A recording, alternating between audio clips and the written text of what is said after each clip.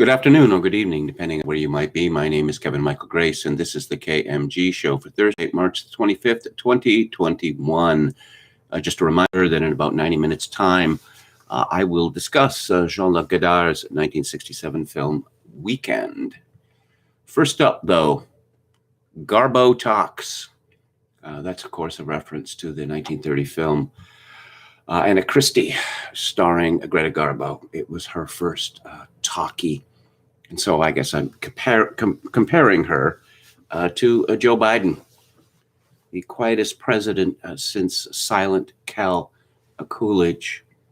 And he gave his first press conference today. Whether he knew he was giving a press conference is an interesting question. Here's a story from Summit News. Steve Watson. As America prepares to hear Joe Biden take questions from the press for the first time since becoming president, it seems that the man himself is completely unaware that the event is happening. Fox News White House correspondent Peter Doocy noted Wednesday that when Biden asked if he was prepared for the presser, the president responded, "What press conference?" Doocy noted that he has a binder full of questions to ask Biden because it's been a while.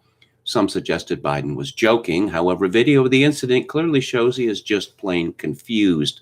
Again, forgetting his precious mask to boot. What was it Karl Marx said? That history repeats itself, the first time as a tragedy and the second time as farce. I think that's what we're going through now.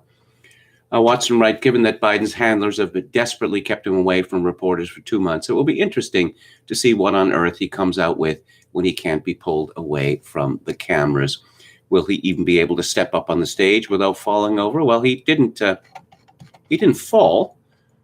He was weak and confused and, well, all over the place. But we've been gaslighted to understand that there's nothing unusual at all about a 78-year-old man who is sick and senile being president of the United States. What do they call Andropov in the Soviet Union? Lots of jokes about that name because he was expected, like Konstantin Chernenko, to die at any time. This is from Joshua Kaplan at Breitbart. NBC News senior political analyst Jonathan Allen remarked Thursday that President Joe Biden sounded and looked tired during the first press conference of his administration. Despite pledging transparency to the media, Biden went 64 days without holding a press conference and entering the White House.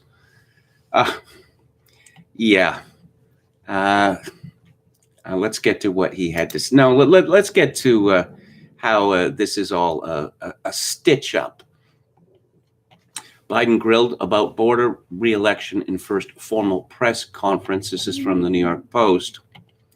At times during the exactly 1-hour briefing in the White House East Room, the 78-year-old commander-in-chief got lost in his rambling answers while referring to talking points at the podium.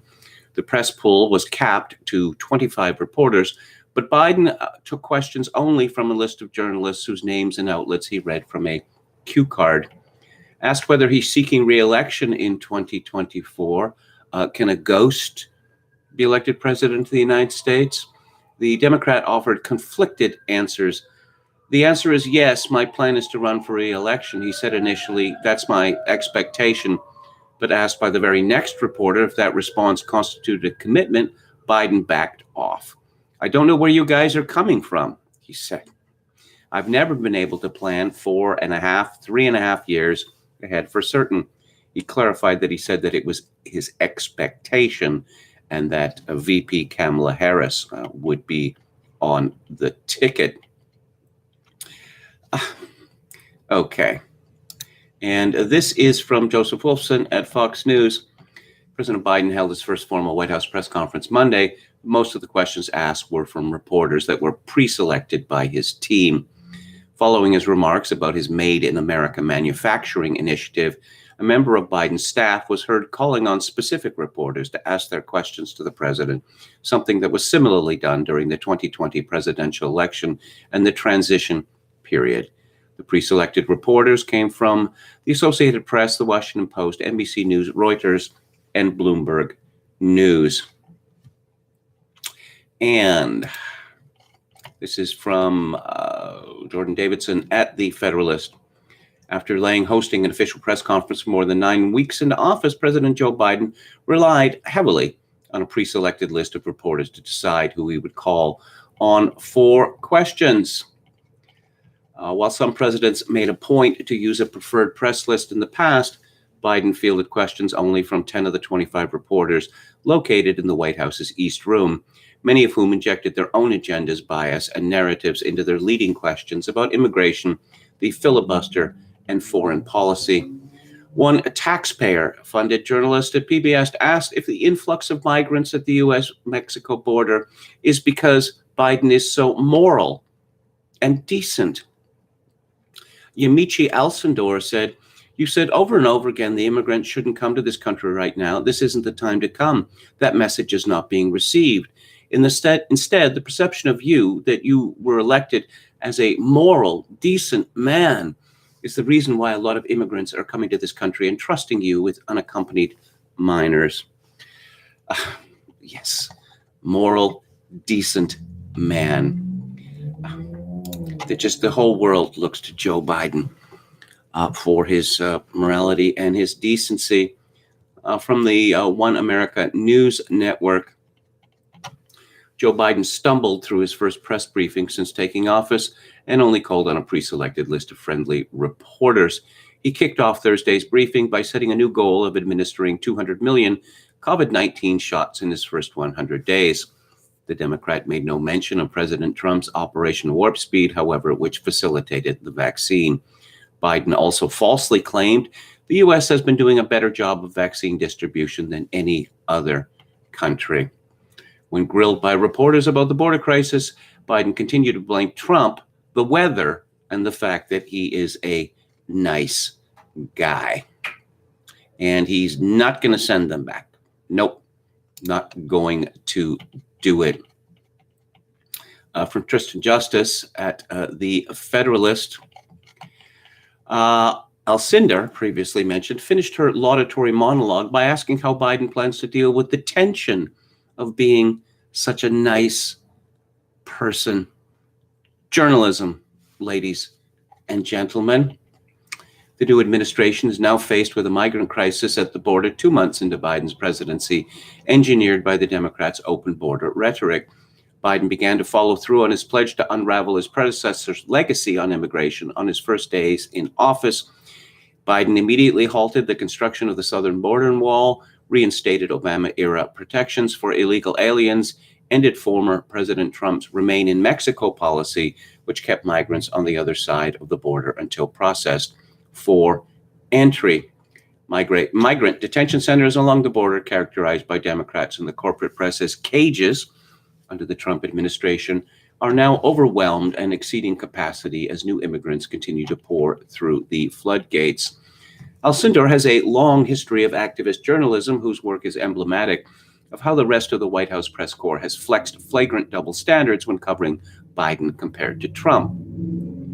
Alcindor's entire Twitter feed on the day of Biden's inauguration read as a Democratic spokeswoman's beaming with excitement as if the new president was a patriotic savior. Yamiche, I don't know how it's pronounced. She tweeted on January the 20th, Joseph Robinette Biden Jr. is the president of the United States. A whole new day is at hand. In the run-up to Inauguration Day, Alcindor celebrated Biden's initial cabinet picks by quoting a Democrat on MSNBC to emphasize the new team as assembling the Avengers. Yes, universal mental retardation. From the Daily Mail, President Joe Biden on Thursday said, yes, he would be flattered. He's a nice guy. Biden was referring to Republican arguments that the migration surge is because of his more humane policies. He dismantled all the elements that exist to deal with what has been a problem and has continued to be a problem for a long time, Biden said of Trump. In fact, he shut down the number of beds available. Well, I guess if you're stopping them from crossing the border, you need fewer beds. Does anyone suggest, Biden says, there was a 31% increase under Trump because he was a nice guy and he was doing good things at the border? That's not the reason they are coming. The reason they are coming is that it's the time they can travel with the least likelihood of dying on the way because of the heat and the desert, number one. Number two, they are coming because of the circumstances in country. Yes, they don't like their miserable lives in El Salvador, Guatemala, etc.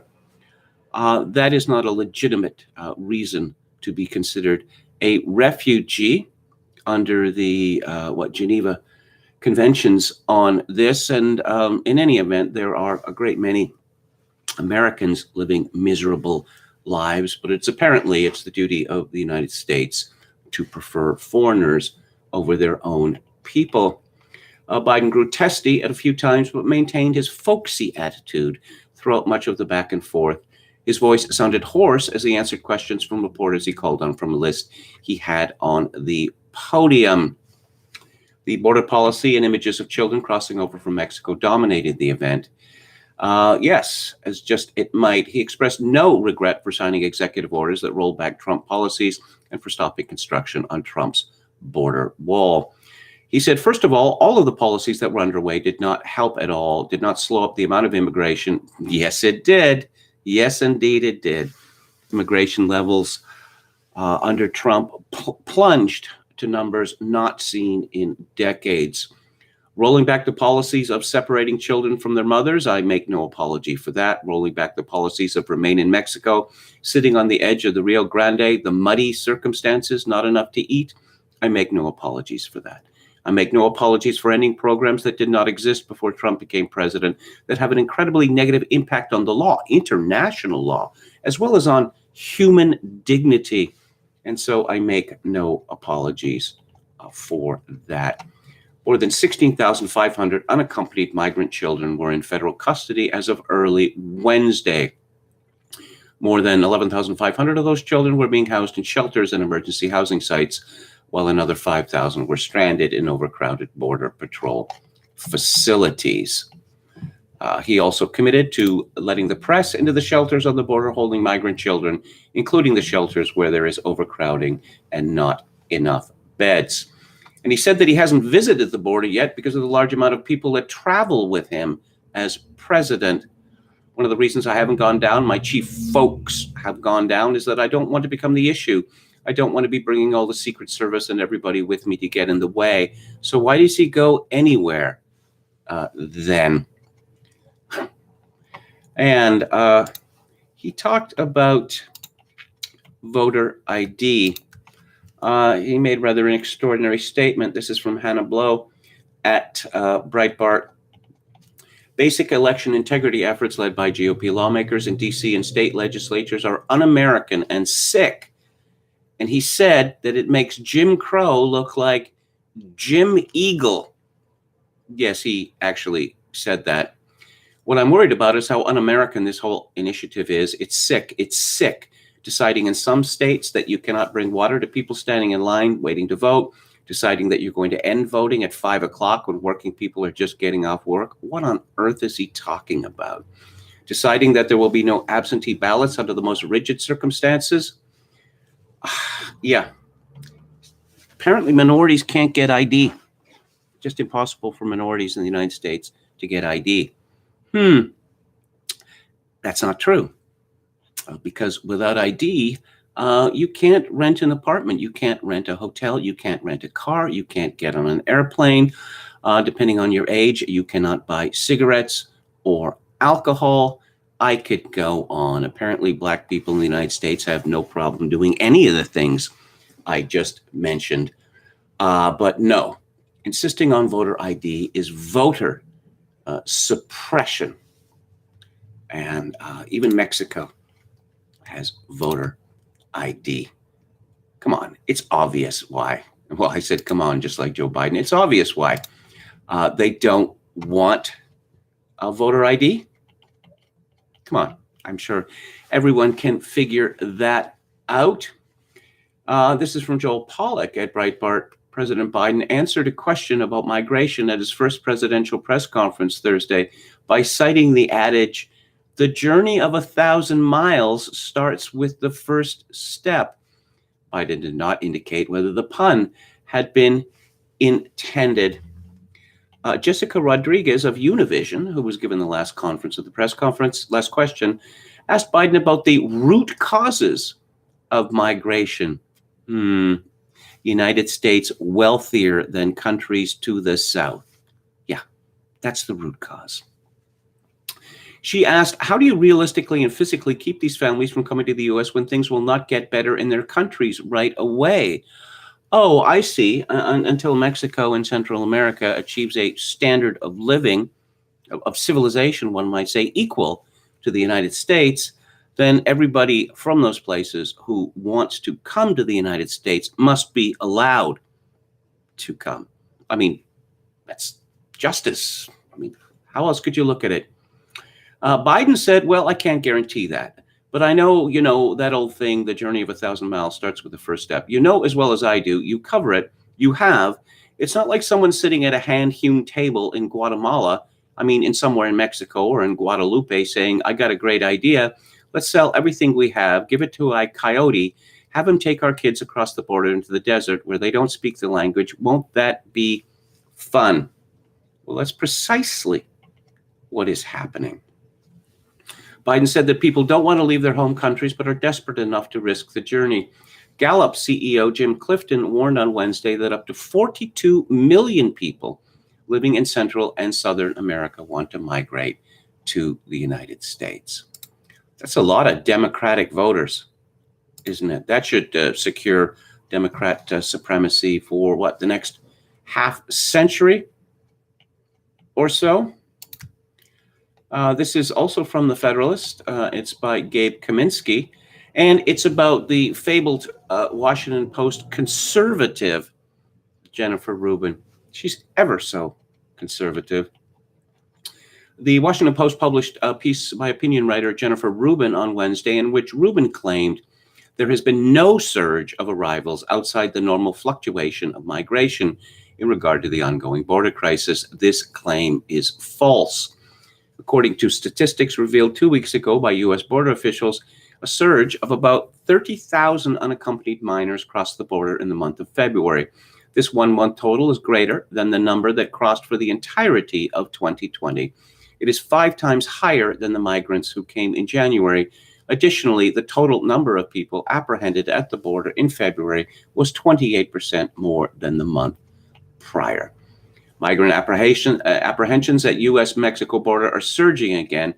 The Pew Research Center noted last week the U.S. Border Patrol apprehended nearly 100,000 migrants at the border in February, the 10th consecutive month of increased apprehensions and a return to levels last seen in mid-2019.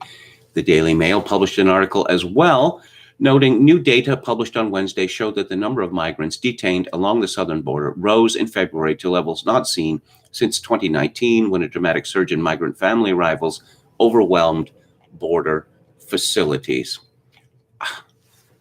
These people in Mexico, Central America, are told, that there's a new deal in the United States, that they are going to be allowed to stay because it would be cruel, unjust, et cetera, un-American to turn them away. And so they come. They respond to incentives. Now, the fact that these unaccompanied minors, how many of them are actually the indentured servants of Mexican drug gangs? Does anyone care about that? Yes, in foreign policy. Forever Wars division. President Biden said at his press conference that it would be hard to meet a May the 1st deadline to withdraw U.S. troops from Afghanistan. Just in terms of tactical reasons, hard to get those troops out, Biden said when asked about his plans Thursday. He said the nation was coordinating with allies and allowed, if we leave, we're going to do so in a safe and orderly way. Asked initially about his past writings that it was time to end the nation's forever wars, Biden's added, "It is not my intention to stay there for a long time." How and under what circumstances do we meet that agreement that was made by President Trump to leave under a deal that looks like it's not been able to be worked out to begin with? How is that done? Yeah, I believe that Biden had promised that U.S. troops were going to be out of Afghanistan years ago, quite a few years ago. But amazingly, they remain. And finally, on the subject of the border, someone called Joel Mathis has a piece in The Week. He really looks like a bug man, I must say. If President Biden is grooming Vice President Kamala Harris to be his successor, he has a funny way of showing it. Biden on Wednesday announced that Harris will be the administration's point person on immigration issues. They're calling her the, wait for it, immigration czar, amid a fresh round of public attention on a so-called surge of migrants. He's so-called, and then scare quotes around surge. Again, I suppose no pieces are edited anymore. You see, it's a so-called surge. That is, in fact, an outright lie, but that sort of thing doesn't bother reporters. I suppose we're going to be hearing this again and again and again.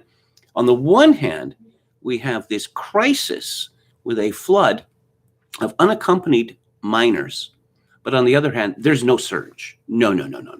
That's alt-right talking point, which is a conspiracy theory. According to this article, Harris's task is twofold: to strengthen America's relationships with the Latin American countries that are the prime source of migration, and to address the reasons migrants leave those countries.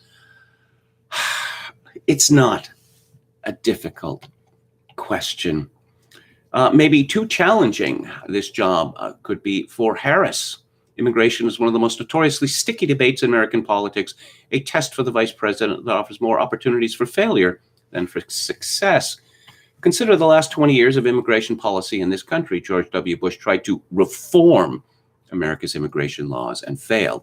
Barack Obama tried to reform America's immigration laws and failed. By reform, they mean open the borders wide. Donald Trump took a different tack. He found some political success by demonizing immigrants. And as president, his policies were deliberately cruel. But he too ultimately failed. Thousands of migrants from Latin American countries continue to weigh the risk and conclude that journeying to the United States is a better option than staying where they are. So there's no surge. Yet at the same time, all of these people are coming from Latin American countries. Yeah, and these two states exist simultaneously. Bush and Obama at least tried to mix a carrot and stick approach, as Bush sought a pathway to citizenship for millions of undocumented migrants or illegal aliens already living in the United States. Obama hoped to secure permanent status for hundreds of thousands of young migrants, the so-called dreamers. And there he's done it again. So-called, but with scare quotes around dreamers, who were brought to the country as children. The planted axiom in this story, of course, is that it is the duty of the United States to accept as many people from other countries who want to live in the United States, despite being unable to support themselves, despite in many cases not knowing English or even Spanish, despite having low IQs and little to no education. Well, that's a win-win, isn't it? Certainly a win-win for the Democratic Party. Let's take a look at the chat. Hello to Dan, a Tricky Hoot, geez, he stall, Palcaso 88, a Chogokin 666, a Tricky Who. Canadian Supreme Court ruling, one more reason for the Western provinces to secede. Oh, this was the ruling on carbon tax. Yes, Canada is one of the leaders in, mankind's eternal fight against its greatest enemy, carbon. Pitsky says, Yo, Kev, on the history of classical performances, my bass teacher in college, principal bassist of the St. Louis Symphony, told me one day I needed to practice one measure of a certain piece. got 8 hours a day in a certain specific manner. R.I.P. Jessica Walters, says Picasso 88. Because as he put it, my teacher's teacher was in Beethoven's orchestra. Yes, a living tradition. Picasso 88, KMG should review Weekend at Bernie's on theater Thursday. Topical. That is a terrible movie. It's just no good.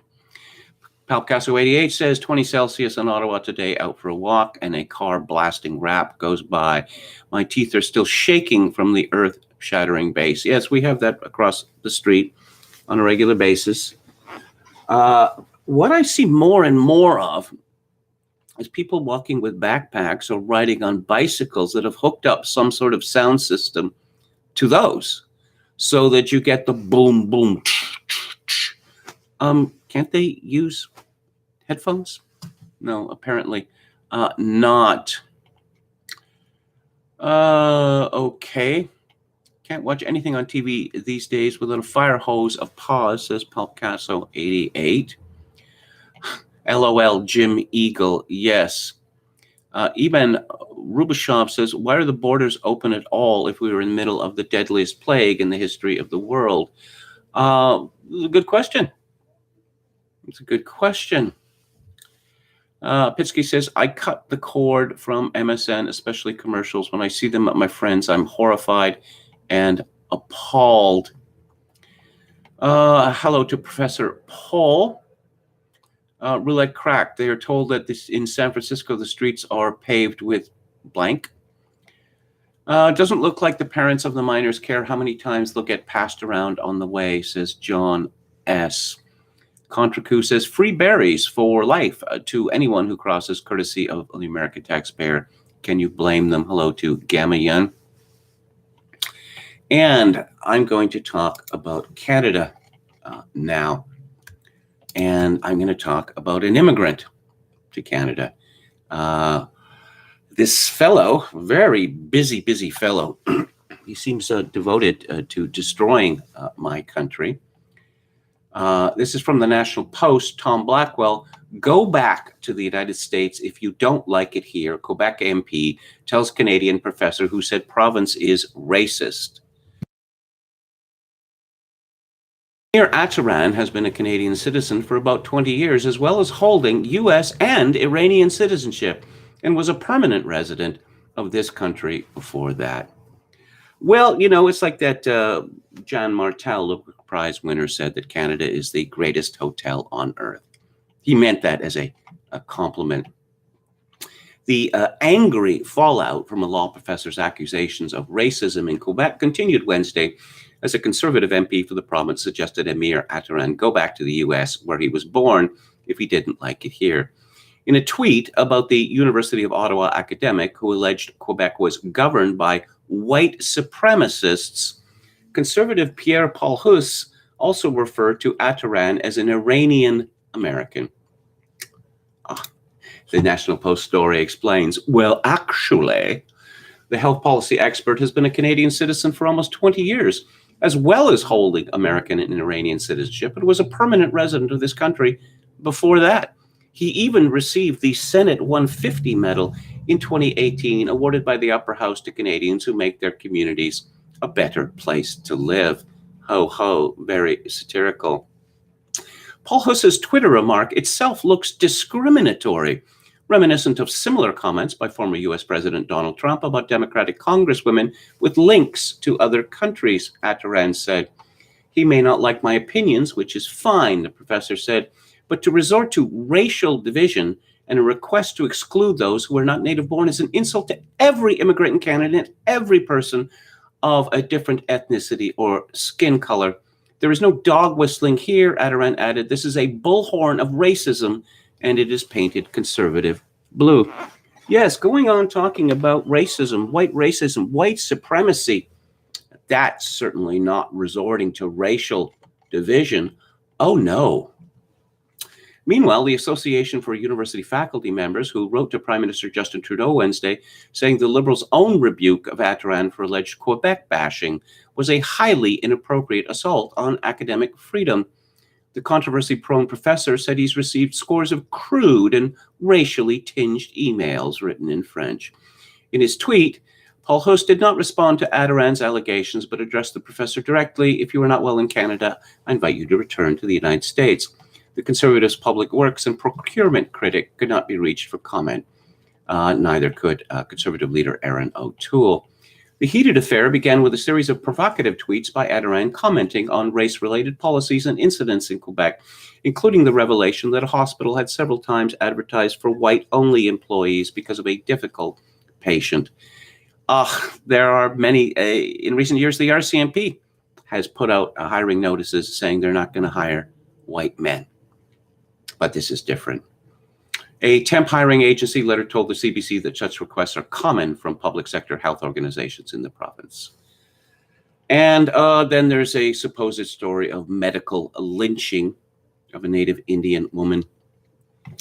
Adoran said Quebec was governed by white supremacists and called it the Alabama of the North, noting the province failed to label the whites-only job ads as racist and vetoed a planned resolution by First Ministers declaring the evidence of systemic racism. The president of the province's own Human Rights Commission said last October that systemic racism was a reality in Quebec. Various Quebec politicians condemned Adoran's comments, some saying he was racist himself. Trudeau said it was time to end Quebec bashing. Bashing the rest of Canada is perfectly acceptable. However, the Conservative MP in question said that, admitted that Adoran was a Canadian, but he said that his attacks on the Quebec nation must stop. Yeah, Quebec gets to be a nation. The rest of Canada does not. And this is not merely metaphorical. Well, the House of Commons declared that Quebec is a nation. Among the hate mail Adoran said he's received was one message suggesting he get raped by late terrorist leader Osama bin Laden, another calling him an Iranian son of a dog and a son of a whore in the same sentence. Yeah, I'd like to see the proof. Before coming to Canada, the San Diego native earned credentials from an array of the world's top universities, including Berkeley, Caltech, and Oxford, where he had obtained a doctorate in immunology while starting his law degree at the University of British Columbia. The professor is an outspoken and sharply worded critic of governments of all stripes, most recently warning of trouble with the Liberals' COVID-19 vaccine procurement efforts months before that became a burning issue. But his comments, especially on Twitter, are sometimes viewed as more inflammatory than incisive. Golly, I wonder why. He angered Albertans in December when he said the federal government should ignore the province's request for help setting up COVID-19 field hospitals because its government is rich, and Premier Jason Kenney had bungled handling of the pandemic. Yes, Professor Adoran is a COVID-19 doom monger. There's a shocker. In this letter to Trudeau, the Canadian Association of University Teachers accused the Prime Minister of publicly censoring and interfering with his academic freedom. Oh, talk about hubris, as if the Canadian Association has any interest whatsoever in academic freedom. Too funny. Funny. Let's find out more about this man. We don't know when he was born, at least Wikipedia doesn't. He's certainly very accomplished, no question at all. Oh, in 1999 and 2000, Adoran was an environmental lawyer participating in the negotiation of the Stockholm Convention on Persistent Organic Pollutants. Yes, he had acted as an advisor on patent and trade law to Brazil's Ministry of Health to defend against a legal challenge the United States brought at the World Trade Organization. Oh, perhaps he could secure Brazilian citizenship as well. In 2001, Adoran and Jeffrey Sachs, then at Harvard working on the WHO Commission on Macroeconomics and Health, published an influential paper in The Lancet that the editors of the journal credit as the blueprint for fighting the global HIV/AIDS pandemic on a large scale. Yes, Jeffrey Sachs. Perhaps Adoran hopes to do for Canada what Sachs and the Harvard boys did for Russia. Work with Amnesty International, BC Civil Liberties Association. He litigated a case at the Human Rights Tribunal of Ontario, which sought to expand the reproductive rights of women and men by compelling the Ontario Health Insurance Plan to fund in vitro fertilization, irrespective of sex or disability. Oh, what? There's going to be in vitro fertilization of men now? Ontario's practice had been to provide IVF only when a woman was infertile and only when her disability affected the fallopian tubes, thereby excluding other forms of female infertility disability, e.g. cancer, endometriosis, and entirely excluding infertile men. Oh, yes, he tried to get Ezra Levant stripped of his law license. He pursued this for years and years and years. Adoran in 2013 accused Peter MacKay of falsely alleging that Justin Trudeau committed a crime by smoking marijuana. This guy is just a nuisance, an absolute nuisance. He was involved in additional controversies over the years regarding his comments made online and alleged racism towards himself.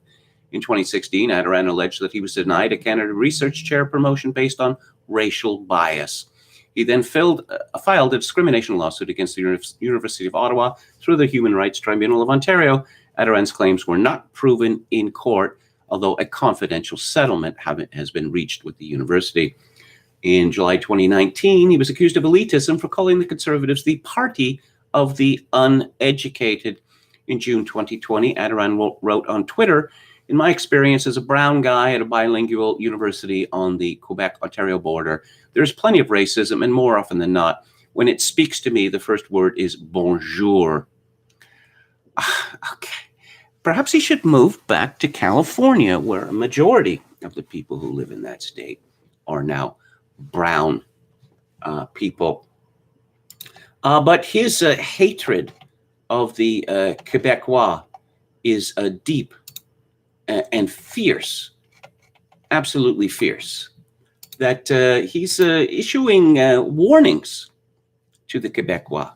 The Quebecois are a nation, but I guess they're not going to be in charge of their own nation for much longer. And the reason for that is, well, immigration. Yes, here's something to consider. The yes side in the 1995 independence referendum in Quebec lost by about, 60,000 votes. Now, given that the so-called allophones, those people who were neither originally, French or English, that is to say, immigrants from from Africa, French-speaking immigrants from Africa and for Haiti, they voted 90 to 95% no. What that means is if in the period, say, from 1970 to 1995, if Quebec had admitted, let's say 80,000, 90,000 fewer immigrants, Quebec would be an independent country today. Here's what Professor Adoran had to say today. "I'm going to urge Quebec's political class to think more forward about race. By 2050, ethnic French Canadians will be the minority, gaslighting today's minority that systemic racism doesn't exist breeds resentment that can cause more acute tensions later. Unwise, so don't." And this could be translated as the Quebecois had better get on their knees and start begging, or else they'll really get it in the neck after 2050. He's coming close to promising a race war if the Quebecois don't all admit, "Oh yes, we're racists, we condemn ourselves, we're white supremacists. Please, Professor, what can we do to prevent, what's going to happen after 2050? Well, one of the things that Quebec could do is stop taking in immigrants. But in all sides in Quebec, they're nuts on this issue. How do they expect to maintain a Quebecois nation when the province is being overrun by people from Haiti, Guadeloupe, North Africa, now Equatorial Africa, places like the Congo, It can't be done. They think that they are going to make French Canadians out of these people, but it's been a failure. It's been a failure for 2 generations. And we had the result where some American of Iranian origin waltzes in to Quebec and tells them all how horrible they are.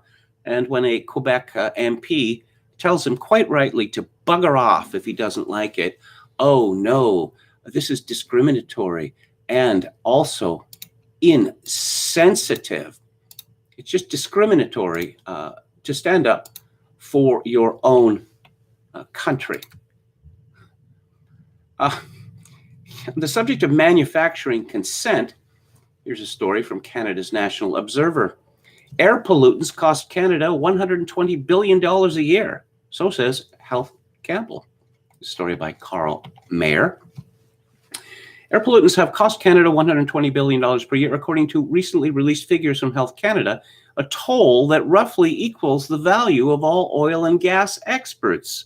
So I guess you can see how this study was put together. How on earth could it be determined how much money air pollutants cost? And how wide-ranging was this study? I've been talking a lot about euthanasia, and I'll be talking a little bit more about it later. But as the CBC noted back in 2015, euthanasia saves the government money. With regard to air pollutants, I'm not an advocate for them, but if they make people die earlier, then they are saving governments an enormous amount of money in both medical care and pensions. The health burden from pollutants in the air that come from industrial activities like oil and gas extraction, mining, manufacturing, construction, and transportation, as well as natural events like forest fires, contributed to 15,300 premature Canadian deaths in 2016. The most recent year figures are available. 15,300. That's pretty precise. So there was a forest fire, and they're going to say that this counts for X many deaths. They are simply making it up. Air pollutants are harmful chemical compounds like nitrogen dioxide and particulate matter that come out of factory or power plant smokestacks or vehicle tailpipes when these sources burn fossil fuels. Boo! Fossil fuels. Ground level ozone, the main ingredient in smog, is also an air pollutant. A significant body of scientific evidence over the last 2 decades has linked exposure to air pollutants with health effects like respiratory problems, diseases like lung cancer, heart disease or stroke, and premature death. The World Health Organization has found that air pollution is the 11th largest risk factor for premature death in Canada. Okay, so yeah, let's just shut down our oil and gas industry in Canada. We'll move on to green energy. And what are those solar panels made of? Did you know that they're made of coal? Where does the electricity come for electric vehicles? This is just, as I say, manufactured consent. Oh, no, you see, Canada is not going to take a crushing economic blow by shutting down the oil and gas industries. No, it's going to be a trade-off, a one-to-one trade-off. So let's get on with it. Okay, rest of Quebec needs to separate from Montreal to survive, says David Watkin. MF Superstar says, Sweet Home Quebec, where the skies are so blue. What a horror. Montreal churches are actually empty. Well, they are in Victoria as well. Yo Mama says, Duplessis did nothing wrong. That's a reference to Maurice Duplessis, who was Prime Minister of Quebec for, a couple of decades, who became the #1 villain of the so-called Quiet Revolution of Jean Lesage. It took only a decade for Quebec to completely reinvent itself, roughly 1960 to 1970.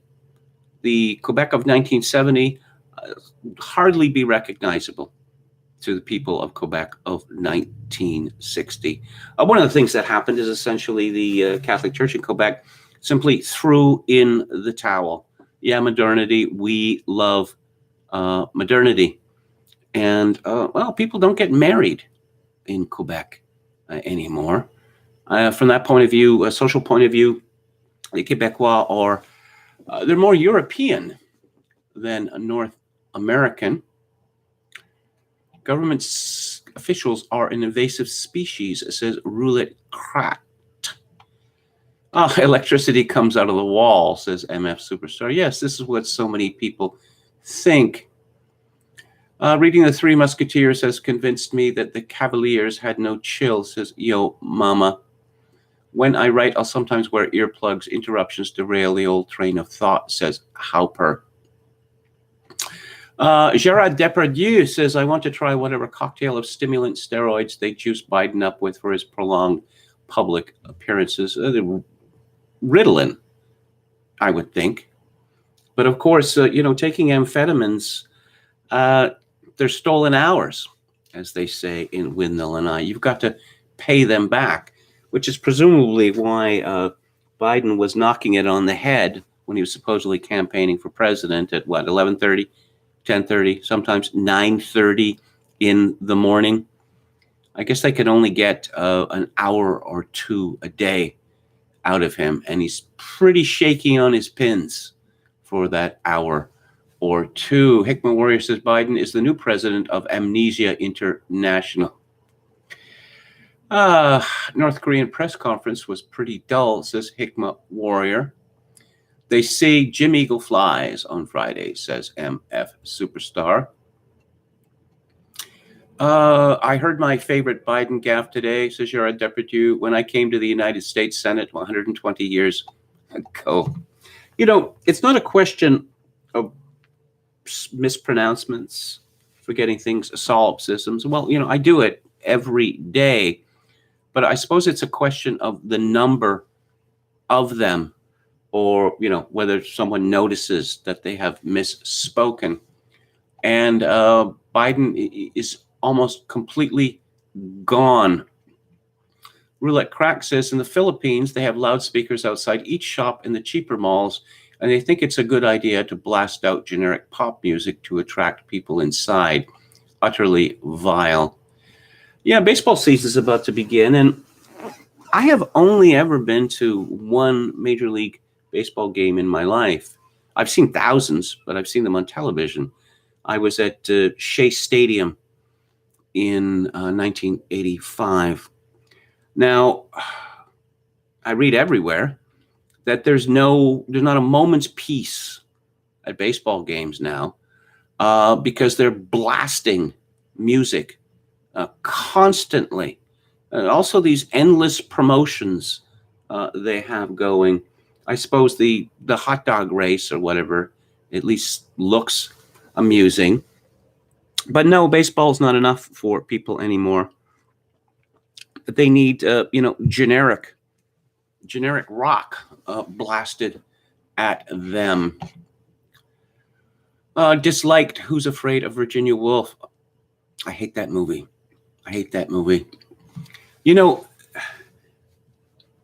If you want to understand any of Edward Albee's plays, whenever you have a male and female couple, just look at them as a male and male couple.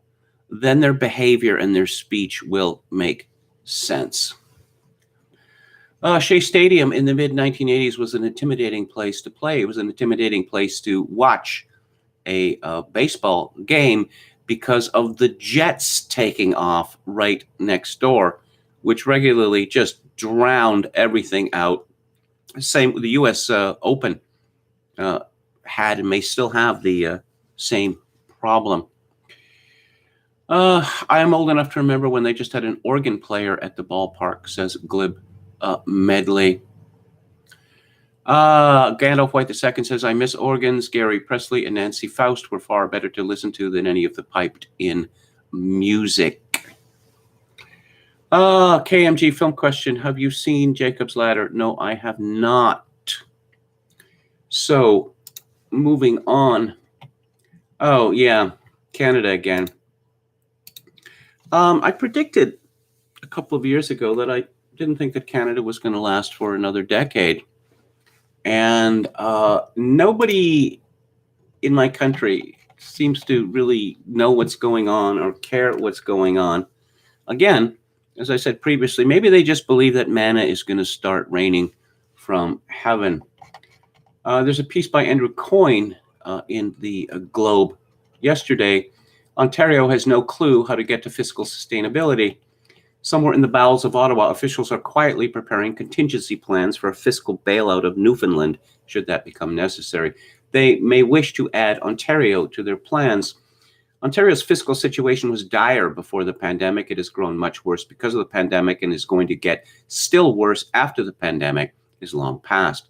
That, mind, is the optimistic scenario, which is to say the scenario on which the Ontario government has chosen to base its latest budget.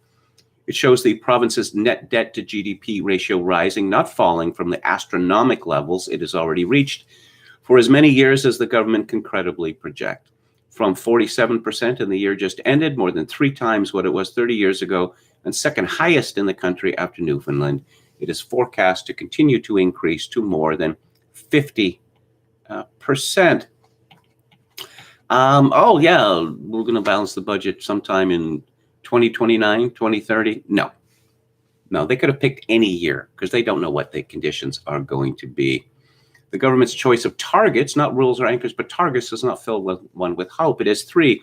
First, it hopes to limit the debt to GDP ratio to not exceed 50.5% over the medium term. Why 50.5? Because one suspects that is where debt to GDP ratio was headed anyway. Though if growth comes in below projections, the target will provide no obstacle. Yes, and of course, there's going to just be an explosion of economic activity in Ontario. They're always saying that. How will even this leisurely progress be achieved? Not by raising taxes. The minister was clear enough in repudiating that idea, and not by cutting spending. The budget speaks only of continuing to improve government operations, deliver services more effectively and efficiently without introducing new cuts to government spending. Yeah, this is the way that so-called right-wing governments talk and have talked for decades. It's the equivalent of, oh, yeah, if we just, go under those couch cushions, we'll find the fortune that's been residing there. This is what they mean by, it's close to what they mean by efficiencies. Oh, no, we're going to come up with efficiencies that don't involve firing civil servants because that is held to be politically toxic. Coyne writes, I'm as willing to believe that there's waste in government as the next guy, but the trajectory of spending on which the budget depends assumes not only a degree of waste, but a fervor in rooting it out, such as we have rarely seen, least of all from this government. Adjusting for inflation and population growth, the budget projects that by fiscal 2030, program spending will decline by 12% from pre-pandemic levels. That breaks down to an 8% drop in real per capita spending on healthcare and a 15% decline in non-health spending. Euthanasia? Anyone? That's certainly one of the reasons for it, as the CBC admitted back in 2015. Joe Oliver, who was a finance minister under Stephen Harper, writes in the Financial Post. I'll just give you his conclusion. He writes that federal fiscal forecasts are already off the rails due to an increase in interest rates caused by rising demand and inflation. If interest obligations grow faster than GDP, Canada will eventually hit the wall with credit downgrades and a financial crisis. For a spendthrift progressive government encroaching on the NDP base, that may seem boring stuff, the obsession of economists and always suspect conservative prognosticators. Unfortunately, confronting the tedious has a way of becoming unavoidable when the bailiff starts pounding on your door. The scandal-ridden Liberals may be gone by then. It will be up to the next government to bring back fiscal prudence and parliamentary democracy to a population suffering a severe bout of buyer's remorse. Ontario and Newfoundland and all the other provinces believe that Ottawa is going to bail them out, even as their own contributions to the central coffers in Ottawa have collapsed. This obviously cannot work. And I'm going to say about Canada that I think that Canada's dissolution could happen very quickly, because really the only reason that Canada still exists is inertia. and all of the gibs that come from Ottawa. Ottawa has been cutting down on the gibs for quite some time, particularly with regard to contributions towards healthcare. And if the gibs fall below a certain level, what's the whole point? Canada's fast approaching a point where everything, all governments are bankrupt. And how are they going to keep Canada together? Patriotism in my country has been devalued and denigrated since the 1960s. And one day, perhaps soon, the central Canadian government will make an appeal for sacrifice from Canadians. But patriotism in my country is a joke. And we are told, well, by Prime Minister Trudeau himself and everyone else, that, oh, systemic racism, white supremacy. In other words, Canada is a horrible place. So why should anyone make sacrifices for what is a horrible place? Horrible indeed. This is from the Christian Post. This is a story I've talked about a couple of times. A Canadian father jailed for contempt of court after voicing objections to his teenage daughter being prescribed testosterone as part of an experimental gender transition was denied bail and isn't expected to be released until next month. Sources close to the situation told the Christian Post that Robert Hoogland of British Columbia was denied bail during court proceedings last Friday, where his attorney asked that the arrest warrant be voided and that he be released because the detention is unlawful. The warrant was issued earlier this month, and Hoogland was arrested last Tuesday for publicly revealing his identity. Hoogland, who is referred to as CD in court documents, has long objected to his daughter undergoing a medicalized gender transition, which includes taking cross-sex hormones. The court reportedly chastised Hoogland for breaching an order that required his identity to remain concealed from the public. The father's name appears on a Go Get Funding crowdfunding page, which breached the court order. Hoogland was warned that if his name wasn't removed from the page before his upcoming trial, that it would not go well for him. See, this is how it works. Let's take an example where social workers, are responsible, for a child's life being made miserable, even dead. It's a curious thing that in my country, most of the children who are, beaten such that they are paralyzed or beaten to death or starved to death or tortured to death by their parents are under the care of social workers. See, but the parents, the parents want to complain about how social workers or judges in this case are abusing them. Oh, no, they can't. Oh, because, we have to protect the privacy of the child. Well, this child has already changed its name. No, this privacy rule is to protect governments, civil servants, and judges, that they can act monstrously.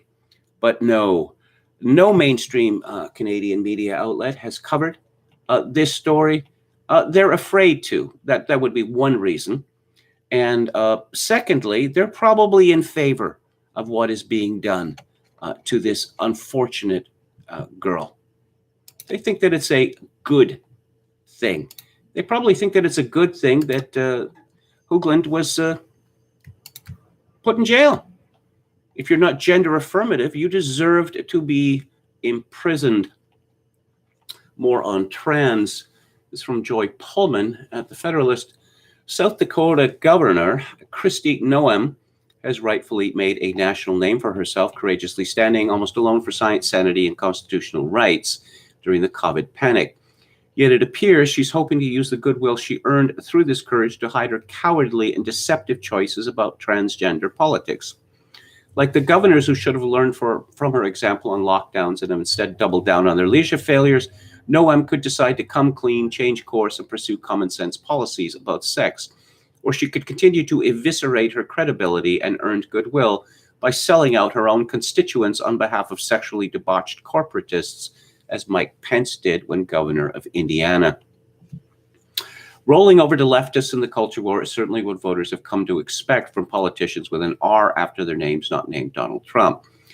But it also would be what Trump taught voters we don't have to put up with anymore. Any standard bearer of today's right must fight the culture war, not hide from it.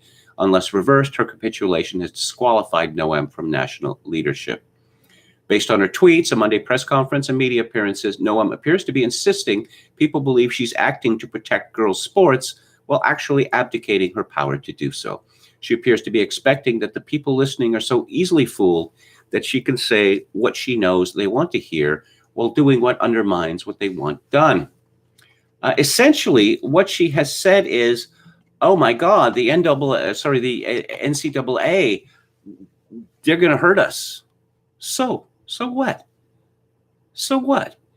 Do you want to protect college sports teams, or do you want to protect children? Molly Hemingway had tweeted, the entire point of this bill is to help women have legal recourse against being forced to compete against men. Noem says she's terrified to allow legal fights, much less spend time on them, instead offers, and I'm not joking, a petition governors can sign. Tucker Carlson had said to her, you cave to the NCAA, and she responded, I'm not interested in picking a fight in court that we can't win. Oh, so she's just announcing that anything can be done to her state, and no, we don't want to go to court. It's an open invitation for, further abrogations of state rights to the extent that state rights actually exist. State rights, are white supremacism. You knew that, right? From the Washington Post. As the coronavirus pandemic swept through New York early last year, Governor Andrew Cuomo's administration arranged for his family members and other well-connected figures to have special access to state-administered coronavirus tests, dispatching a top state doctor and other state health officials to their homes, according to 3 people with direct knowledge of the effort. As part of the program, a state lab immediately processed the results of those who were tested, even as average New Yorkers were struggling to get tested in the early days of the pandemic because of a scarcity of resources. Initially, the lab was capable of running only several hundred tests a day for a state with 19 million residents. The use of state resources to benefit people close to the governor raises serious ethical questions, experts said. New York law prohibits state officials from using their positions to secure privileges for themselves or others. Administration officials declined to comment on Cuomo family members receiving testing priority, citing laws protecting health privacy. Cuomo is determined to brazen it out, much like the governor of Virginia did, and he got away with it. I think there's a lesson there for politicians. I mean, Bill Clinton, he brazened it out. Given the revelations about him were so shameful, and the crimes that he committed, perjury is a serious crime. Bill Clinton was later disbarred as a lawyer in the District of Columbia as a result. Just the national humiliation he submitted the United States to. I don't know, other men would have resigned, but not Bill Clinton. He brazened it out, and he is a very wealthy man now. I suppose Andrew Cuomo, he could become a wealthy man. He's a victim. He's a strong leader, and he's a victim of what the media, like the far right media. This is from Paul Joseph Watson at Summit News. Bloomberg has published an article by Andreas Kluth in which he argues that new variants of COVID-19 mean the pandemic will be permanent and that there will be an endless cycle of restrictions. Kluth says that the idea the world will at some point go back to normal is almost certainly wrong, and that SARS-CoV-2 will become our, quote, our permanent enemy like the flu, but worse, unquote. The author cites the ongoing emergence of new variants that behave almost like new viruses, which means that we may never achieve herd immunity because current vaccines are powerless against the coming mutations. It's almost as if, once again, he's cheering for this virus. Yeah, can't stop the virus. Quote, if this is the evolutionary trajectory of SARS-CoV-2, we're in for seemingly endless cycles of outbreaks and remissions, social restrictions and relaxations, lockdowns and reopenings, At least in rich countries, we'll probably get vaccinated a couple of times a year against the latest variant in circulation, but never fast or comprehensively enough to achieve herd immunity. Kluth is by no means the first to suggest that the pandemic won't end for years, if ever. In his book, COVID-19, The Great Reset, which I reviewed on the book club a few weeks ago, World Economic Forum globalist Klaus Schwab asserts that the world will, quote, never, unquote, return to normal, despite him admitting that coronavirus doesn't pose a new existential threat. A senior U.S. Army official also said that mask wearing and social distancing will become permanent, while CNN's international security editor, Nick Patton-Walsh, asserted that mandatory wearing of masks will become, once again, permanent, just part of life, and that the public would need to come to terms with it. They're flirting with revolution here. This is what they are doing. Oh, people believe in mask mandates. As I said yesterday, on a very windy day, outdoors, about half the people I saw on the streets of downtown Victoria were wearing masks. Now, okay, so a majority are in favor of this. They're not counting on the fury of those who are opposed to it. Why are the majority in favor of it? Because the so-called experts, the media, the elite, tells them that it's necessary. And comment to the contrary has been largely suppressed, with people being skeptical about masks, even being labeled murderers. But all this could change in a hurry. Our elite is determined to see just how far they can push us. And let's go to lockdown skeptics quickly. And 76 MPs who deserve our praise. Those are the 76 who voted against the renewal of the Coronavirus Act for a further 6 months this afternoon.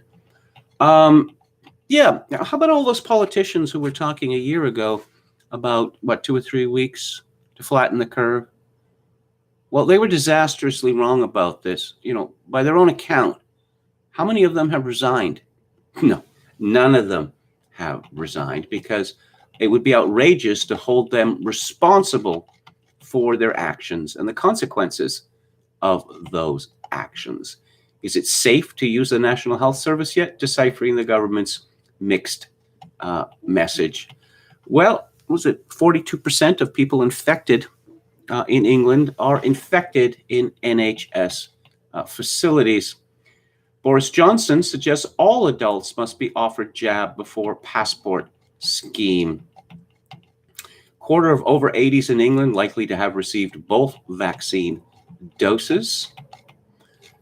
And, vaccine passports, a terrible idea. Variants overhyped, masks pointless. An interview with Professor Jay Bhattacharya. Yes, he's a professor of medicine at Stanford University, and apparently he's one of these quacks, one of these conspiracy theorists that you should not listen to. All the people who wrote or contributed to the Great Barrington Declaration. No. They're not experts. Why aren't they experts? Because they disagree with the government. Simple as that. Denmark remains uncertain about safety of AstraZeneca COVID vaccine. AstraZeneca downgrades its COVID jab data following criticism from U.S. Health Agency. Will you need a vaccine passport to go to the pub? Well, could be. Could be. I thought I saw a story on this at the Mail that this is catching on quickly. The idea of vaccine passports. Plans for COVID pub passport app on phones that will show proof of jab, negative test, or immunity, but furious publicans brand it bonkers, un-British, and a fraud risk.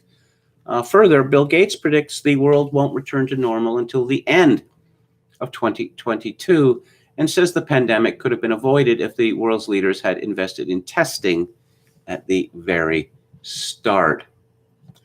So I have referred to Britain as an example, perhaps the premier example in the Western world, of anarcho-tyranny. And this story, which seems scarcely believable, which is now becoming a commonplace in Britain, where the police's main interest is in, preventing people from sitting on park benches, or going to the beach, or sending mean tweets. This is from the Daily Mirror. A teenager was murdered by her stalker after she reported him to the police 5 times in a tragic case described as avoidable. Instead of helping 19-year-old Shanna Grice, Sussex police fined her £90 for wasting police time on one occasion. Shanna, a receptionist from Brighton, had begged police to take action against Michael Lane 5 times over a period of 6 months in 2016. But her pleas were ignored despite him breaking into her home, and he went on to slit her throat before trying to burn her body in August 2016. In March that year, she was fined £90 by Sussex police for wasting their time because she did not tell officers they had been in a relationship after she reported Lane for pulling her hair and grabbing her phone. Shayna's heartbreaking death featured in Sky crime documentary Murder in Slow Motion over the weekend.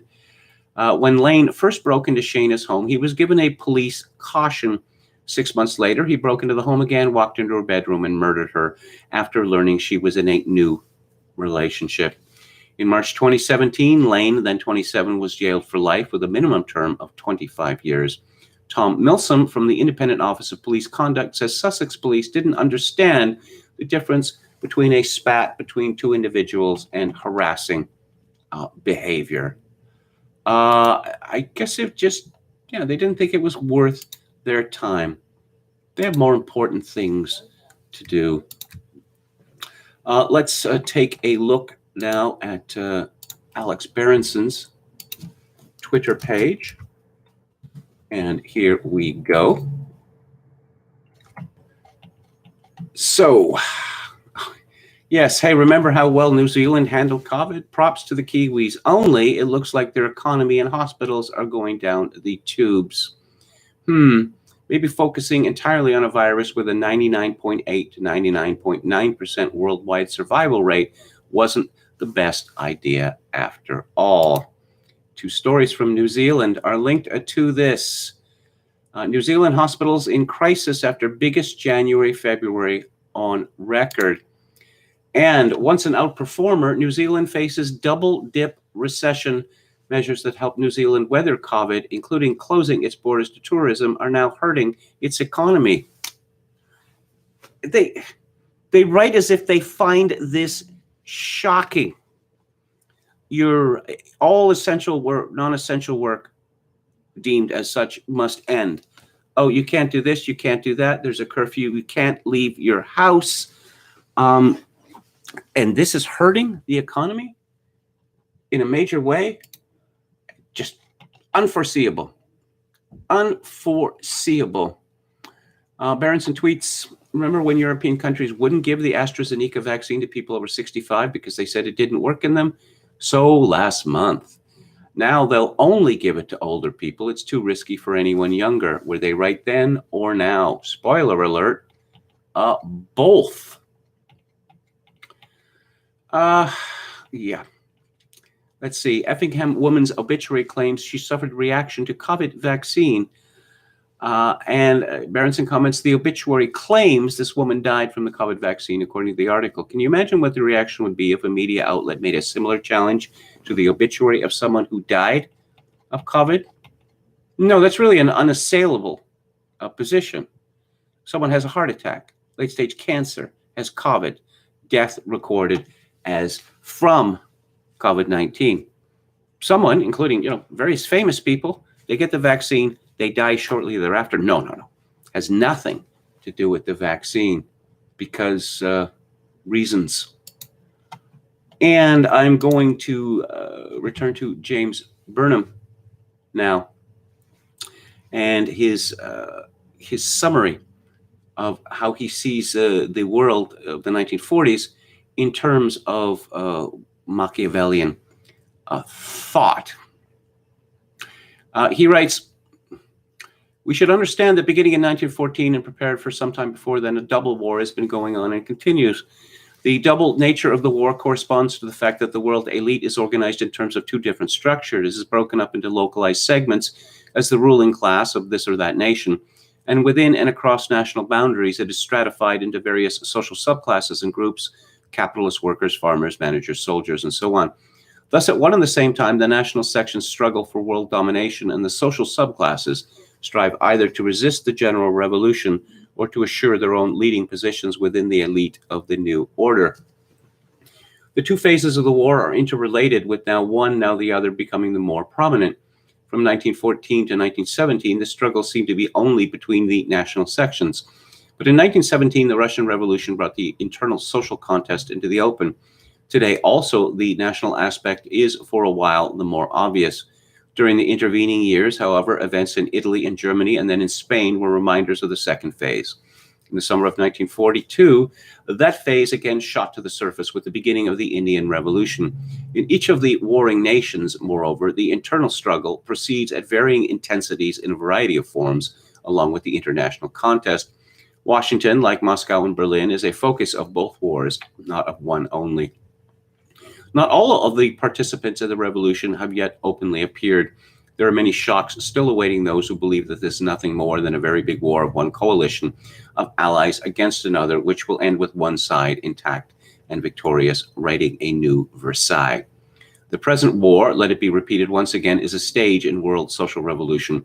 The real struggle is not to recapture the past, but to conquer the future.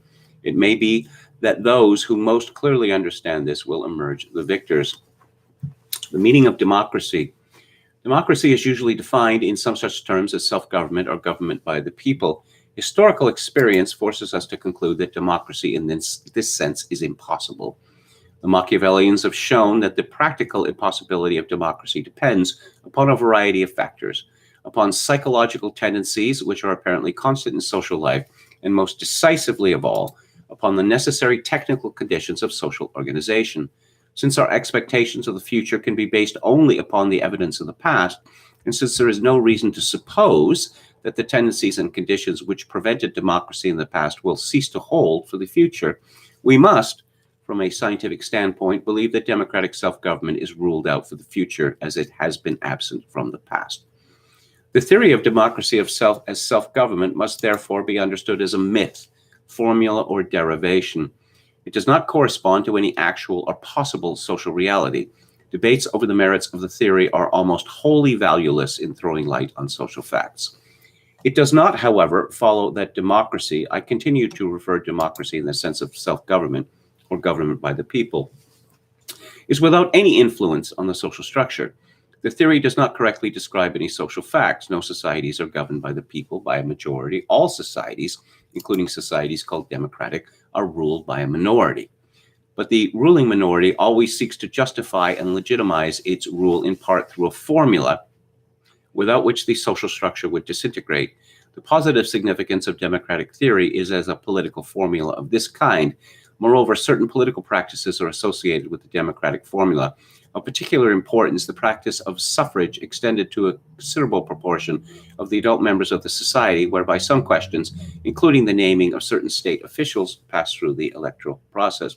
I should note that the traditional argument, one of the traditional arguments against democracy is because it leads or can lead to a dictatorship of the majority. We have seen and are seeing an extraordinary thing in Canada, the United States, and Britain, an increasing dictatorship of the minorities. That again, at the same time that we hear about white supremacy and its horror, white people are demonized as witches. They're compared to epidemic disease. Eliminationist language against white majorities is used frequently. So this is a strange development in democracy of a war on the majority. Burnham continues, the democratic formula and the practice of suffrage do not mean the self-government of the people by themselves. They do, however, constitute a special mechanism of rule by the minority elite, differing from other mechanisms. And of course, when Burnham talks about the minority elite, he's speaking in terms of numbers and not race or ethnicity. As a special mechanism of rule, they have effects upon the social structure which differ from the effects of other mechanisms of rule. In general, they exercise a particular kind of influence on the selection of members of the ruling class. When, for example, there exists in society an established ruling class that uses a non-democratic formula, an aristocratic formula, let us say, to justify its position, the influence of the democratic formula and the suffrage machinery tends to weaken the position of that established ruling class. In addition, the existence in society of the suffrage machinery naturally tends to favor those individuals who are adept at using the machinery, just as in a society where rule is founded directly on force, the ablest fighting men are favored against the rest. We can see how this influence worked during the 18th century. At that time, there still existed in many nations an aristocratic section of the ruling class which used non-democratic formulas and neither liked nor was able to manipulate the suffrage machinery. Under those conditions, the democratic formula and the introduction of wider suffrage machinery weakened the position of the older non-democratic aristocracy and greatly aided the newer capitalist elite. The spread of the democratic formula and the electoral practices were an important, even essential factor in the rise of the capitalists to the dominant place in the working class. However, we cannot conclude that the influence of the democratic formula and the suffrage mechanism is always the same. When circumstances change, the influence may well have quite different results, just as planting seeds may have quite different results in autumn from those that follow in spring. Circumstances today are not those of the 18th century. For one thing, there no longer exists an established ruling class making use of a non-democratic formula. Well, one could disagree with that from the perspective of 2020.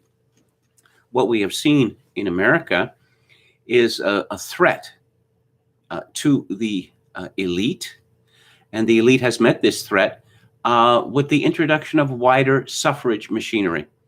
It's supposed to work the other way around. And in fact, this suffrage machinery has practically become infinite.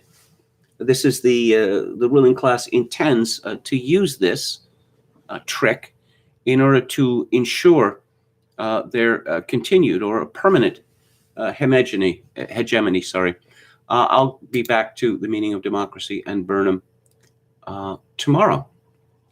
Let us go back to the chat. We're talking about baseball here. Hogan's Iron says, there are states, regions, and places in many countries where sanity prevails, but good practices don't spread. Some places use ivermectin to great effect. It doesn't spread. Okay. I wrote a love letter to a page 3 model when I was 15, said Roulette Cracked. Did she reply? The bunt has disappeared, says Gandalf White the Second. Well, maybe it will come back. I was looking at a preseason game. They have this thing, Jays 30 and 30, where they condense the whole game down to 30 minutes. I'm not going to watch a preseason game in its entirety. And I was looking at the starting lineup of the Detroit Tigers. 7 of the 9 had Spanish names. Now, it's commonplace that Americans don't like to watch sports in which Americans don't dominate. That's the reason why Formula One has never been very popular in the United States. Well, the same thing is happening to baseball. Dominicans. I understand it's cheaper for Major League Baseball to get these fellows into the major leagues, but I just think that we are already seeing a reaction against a sport which has decided to feature or let itself be dominated by ringers from other countries. And frankly, I do not believe that Americans don't know or can't be trained how to play baseball well. Roulette Crack says on BitChute, they are still talking about Patriots are in control and indictments are coming next week. They're all barking mad there. Yeah. Gandalf White II says, well, I blame the sabermetricians and then the hitting coaches. I'll teach the launch angle uppercut thing. Every baseball player, it's like Josh Donaldson, it seems. It's fugly. Well, I guess they didn't mess with Josh Donaldson. I was just, reminded of Cito Gaston, who drove two of the best ball players in Jays history out of Toronto because they were messing with the swing. When you have a man who hits over 360 and hits with power, we're going to turn him into a pull hitter. No, but he did win 2 World Series. I don't think his managing had anything to do with it. Tragic news from the social media world. Kristi Teigen announces she's leaving Twitter. This is from Fox News, and I'm just going to have to take a moment here just to get a grip of myself. Kristi Teigen is making a change over the last several years. The 35-year-old star? How is she a star? Has become known for her sharp wit and stinging comebacks on Twitter. But on Wednesday evening, she announced she was leaving the app. The former model made her announcement in a series of 4 tweets. Hey, for over 10 years, you guys have been my world. I honestly owe so much to this world we have created here. I truly consider so many of you my actual friends. But it's time to say goodbye. This no longer serves me as positively as it serves me negatively. And I think that's the right time to call something. The Chrissy Court star explained that her life goal is to make people happy and that she feels pain when she can't achieve that goal, and that she doesn't feel she identifies with the public image bestowed upon her as the strong clap back girl. My desire to be like and fear of pissing people off, has made me somebody you didn't sign up for and a different human than I started out here as. Live well, tweeters. Please know, all I ever cared about was you. I told this story, I think it might have been last week, of a professional photographer who was on the Yoko Ono tour some years ago. And he'd be there in the pit, the bottom of the stage. And at the end of every concert, Yoko Ono, she would move from stage left to stage right, shouting to the crowd, I love you, I love you. And the photographer got sick of it. And one night he shouted back, I don't believe you. And when Kristi Teigen says, please know all I ever cared about was you, I don't believe you. Kristi had more, though. I encourage you to know and never forget that your words matter, no matter what you see, what that person portrays, or your intention. For years, I've taken so many small 2-follower count punches that at this point, I am honestly deeply bruised. You never heard the phrase, sticks and stones may break my bones, but words can never hurt me, particularly words that you're not obligated to read. She noted that she's been held accountable for mistakes made in front of hundreds of thousands, willingly chosen, and shared that she's learned an incredible amount on Twitter. Yes, negativity. Chrissy gave as good as they got, as they say. And after she left Twitter, saved tweets, which she had deleted, showed up disclosing, among other things, a rather disturbing interest in the sexuality of young children, including quite young children. This is a woman, exotic-looking woman, or she was exotic at the time at which she started modeling. And she was a catalog model, and then she got fat. She's quite strange looking now. She's attempted to reinvent herself as a chef. But yes, we will no longer benefit from the life's rich carnival that was Kristi Teigen's Twitter feed. And I think we're all the poorer for it. Wouldn't you say? Apologies. Jay Leno has apologized for decades of jokes about Asians. Yes, apparently he made the claim that Asians, not all of them, but some of them eat dog. Well, they do, but it's more than your job's worth to point this out now. Jay Leno is a wealthy man who's not beholden to anyone. Why he would feel the need to apologize is rather beyond me. Meghan McCain has apologized for previously backing Trump's anti-Asian rhetoric, because we know that when some 80-year-old Asian person gets beaten up by a black man, that this is Donald Trump's fault. I think this has been established definitively. And, okay.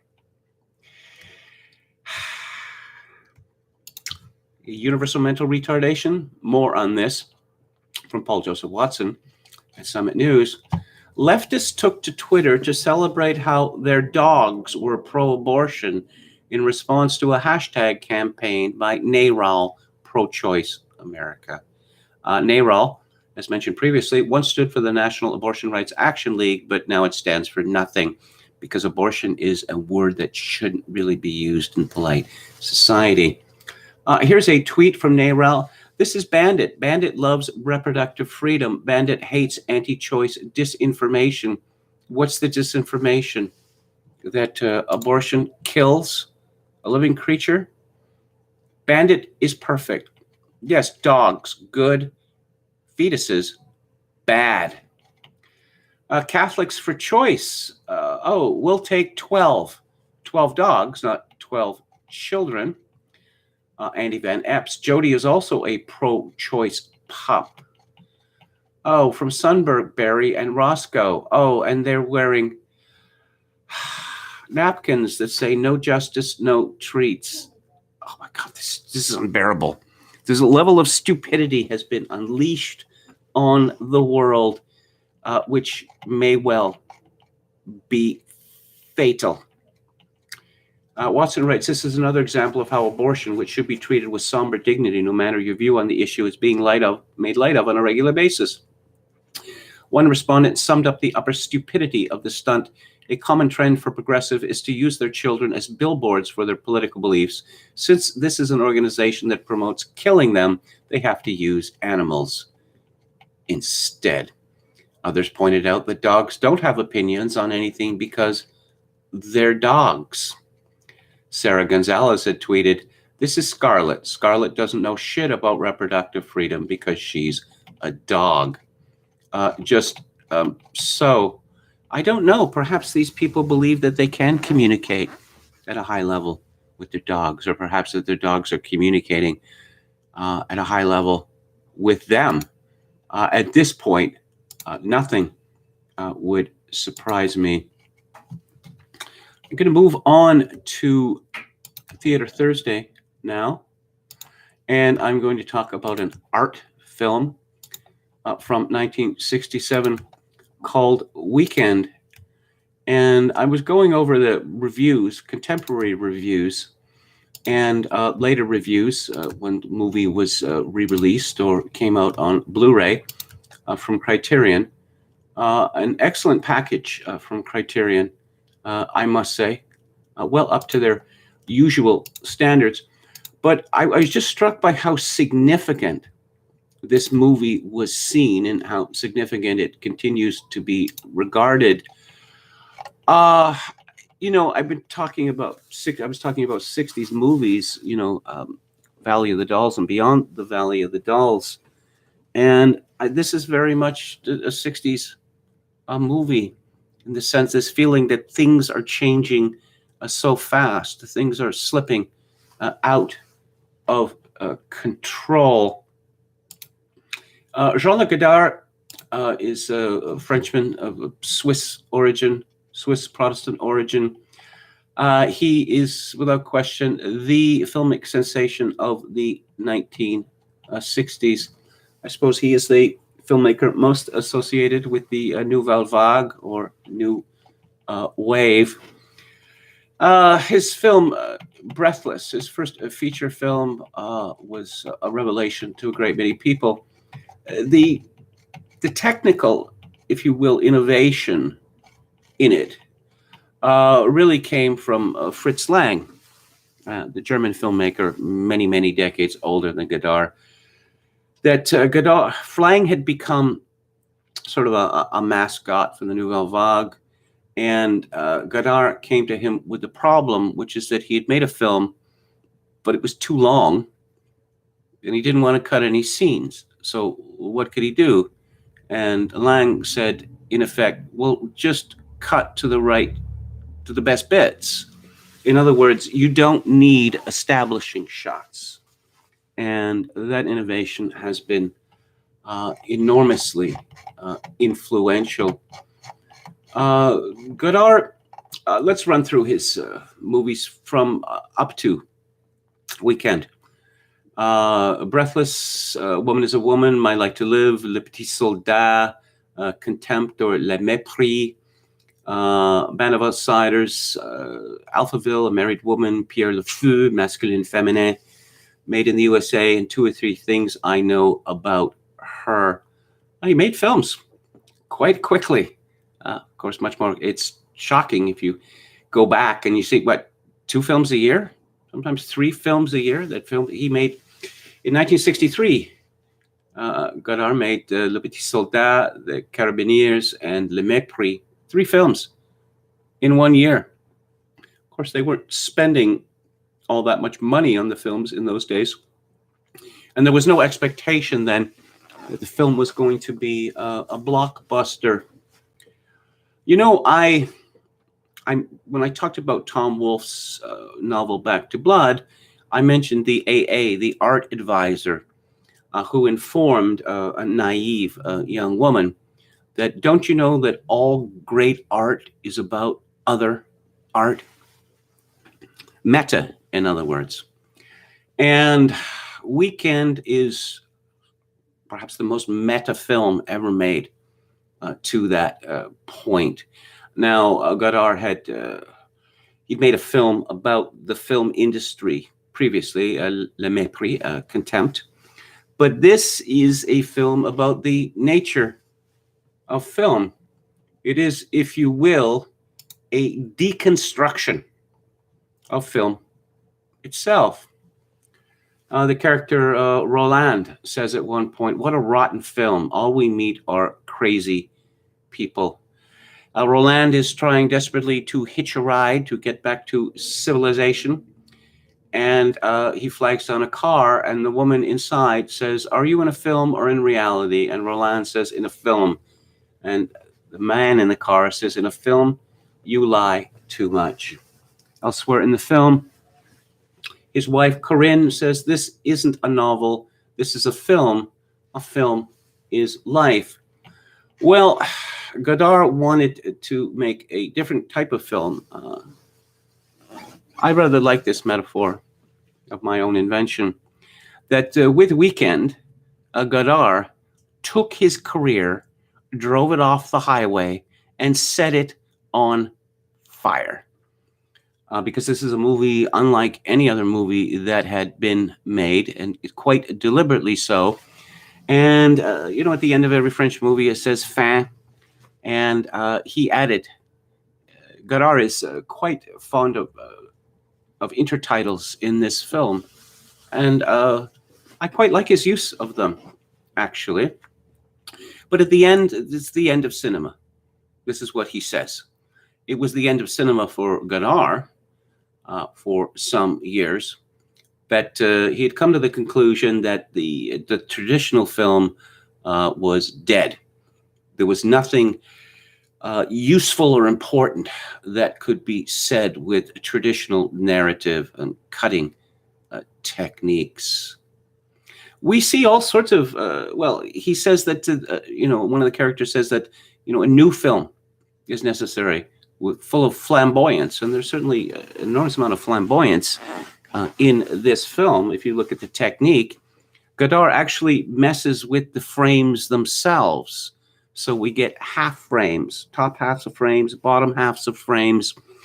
He has characters declaiming speeches, but we're not looking at the man who is speaking. We're looking to the man standing next to him who is eating a sandwich. He repeats scenes in Weekend for no apparent reason whatsoever. To talk about the plot of this film, well, I don't really know that there is a plot in Weekend. So at the beginning, we learned that there's this couple that I spoke of earlier, and both the man, Corinne and Roland, they each have lovers, and they are planning to, well, each of them is planning to kill the other. And one of the very first scenes in this film it's a long film, over 10 minutes long, and it is a woman. She is describing something that happened to her, where she was forced or bullied into a threesome with a man and another woman, and all manner of disgusting things happen, or perhaps it's just a dream. She recites this in a very flat, affectless way, both in facial expression and in her voice. And I suppose you could see this as an example of Brechtian alienation, but it seems that Godard did this more than for any other reason to make fun of a film by Ingmar Bergman, Persona. So the weekend is the weekend in the country that the woman's father is sick. And one of the reasons that he's been sick is that they have been poisoning him for years. And his death is thought to be imminent. So they have to get down to the country, Wanville, in order to prevent a change in the will. And they intend to become, quite wealthy. But there's the fear is that the widow is going to try to take all the money for herself, which is later we find out that is precisely what has happened. Now, it's evident at this point, at the time, the very point that they set off, that the world is coming apart. As they are in the parking lot attempting to get onto a road which will take them to the highway, an obnoxious boy of about 10 years old, dressed in an Indian headdress and with smudges on his face, is holding a bow and arrow. He won't let them leave. He's screaming and yelling and running around the car, and eventually his actions cause the car of Corinne and Roland to back into another car, whereupon he starts screaming for his maman, that they've done terrible damage to the car. And Roland, he intends to get out of there without swapping any information. He attempts to pay the boy off, but it doesn't work. The boy keeps the money and instead screams for his mother to come out. Now, this strikes me as not being very typically French. I would imagine that in 1967, if a boy had acted like this, endangering himself and endangering, the others in a parking lot, Roland would have knocked him to the ground with a powerful swap with his palm. But a man comes out and starts shooting at them with a shotgun. They eventually manage to escape, and they end up on a highway. It's just a 2-lane highway, obviously not a modern one. And then we get one of the most famous tracking shots in cinema. It is an 8-minute long lateral tracking of a traffic jam. And everything is coming apart, We see the degeneration. It is increasing at this point. Now, I thought at first that Godard was making a particular kind of point one which could make about the automobile, that the automobile is thought to be liberating. It's the promise of freedom. It's the promise of leaving where you are and going somewhere else. But we see that the automobile can also be seen as an instrument of oppression. It's not just the physical confinement that you're in the automobile. There is the waste of time and the boredom of driving back and forth to work, increasingly longer and longer times as people have moved farther and farther away from where they work.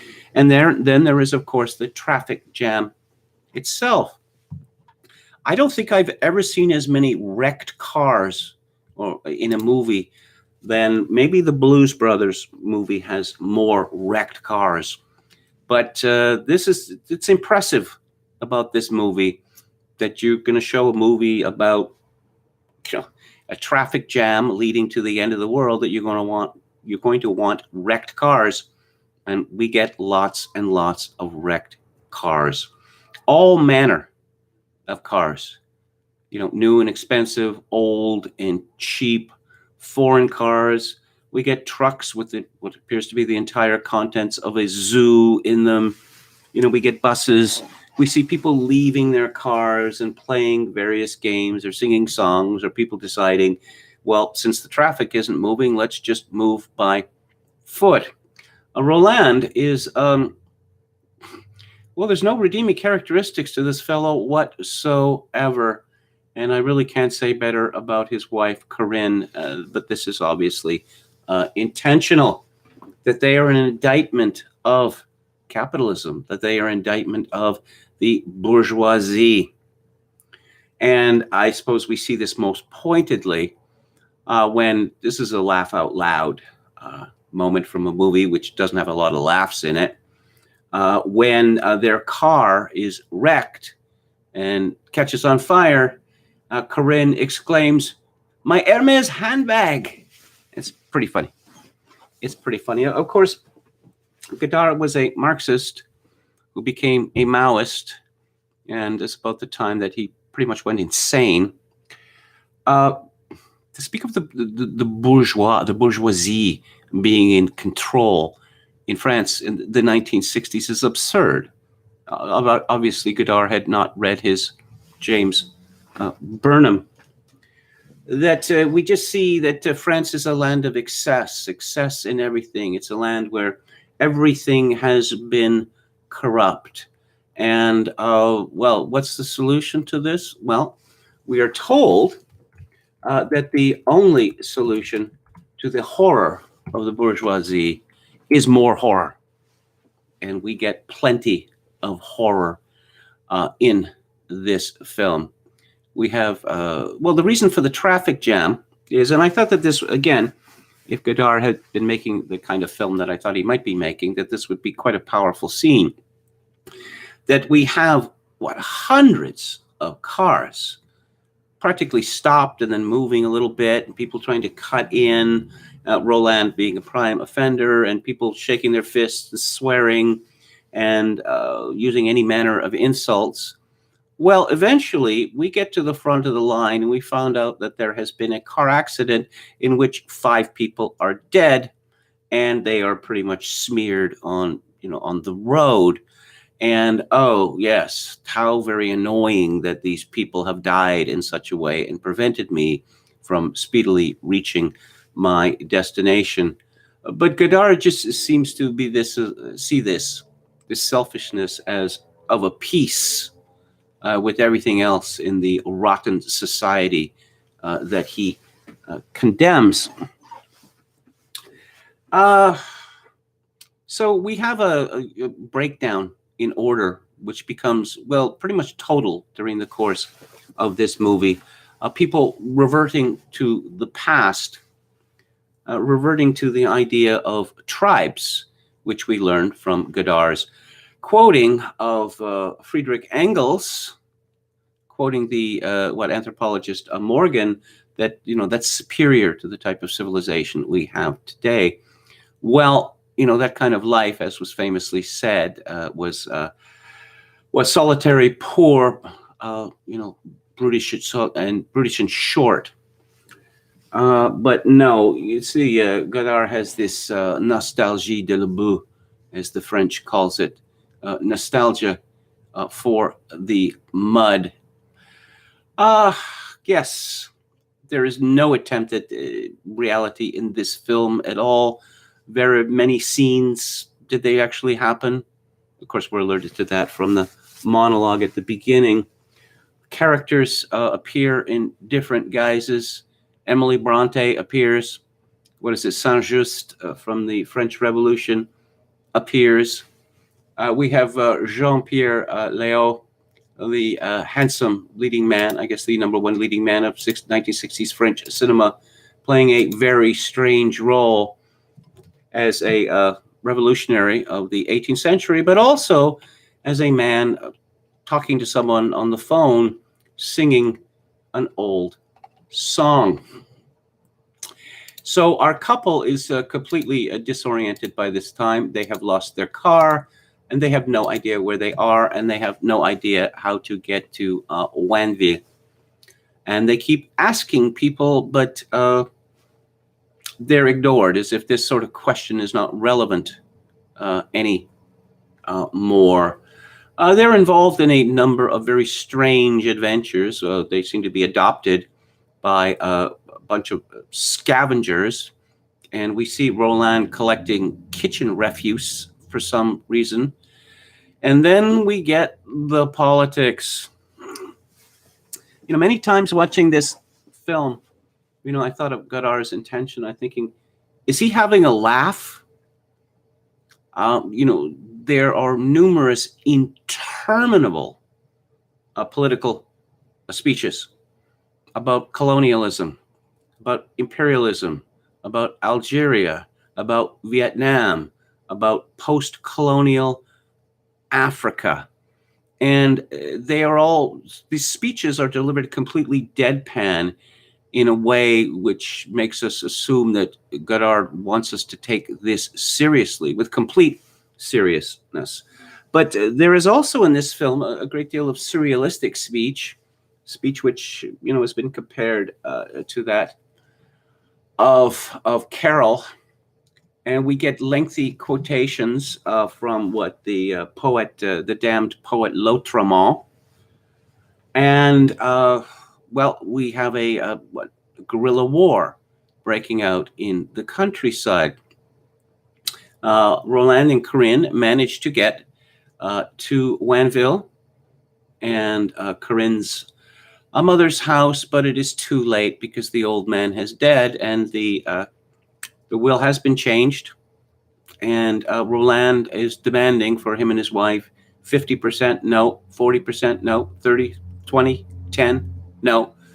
So they decide to kill the old woman and take it all. So now they're rich, but then they have to find a way back to Versailles. And they are kidnapped by a group of a revolutionary front. And And the result of these people are kidnapped is that the women are raped and they are murdered and they are eaten. Yes, cannibalism returns. And there are quite shocking scenes of the actual real killing of animals in this film, including a pig and a swan. Godard cannot be accused of being faint in his attempt to dislocate and disorient his audience. And the film ends with a scene of cannibalism in which Corinne, Roland is one of the people who is consumed, and Corinne seems to have had a Patty Hearst-like conversion. What exactly it is that these revolutionaries are fighting for is never made clear. But I suppose the point is that anything is better than the France of 1967. Yes, as Callum Marsh writes in Slant, Jean-Luc Godard's still revelatory film. Yes. And Roger Ebert raved about it, gave it 4 stars. He wrote, year after year, Jean-Luc Godard has been chipping away at the language of cinema. Now in Weekend, this has just about got down to the bare bones. This is his best film and his most inventive. It is almost pure movie. It is sure to be ardently disliked by a great many people, Godard fans among them, but revolutionary films always take some time for audiences to catch up.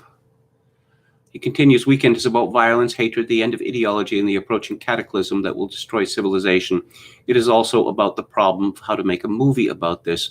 Movies about the bomb are almost never effective. The subject is too large. Well, Kubrick made a pretty good movie about the bomb.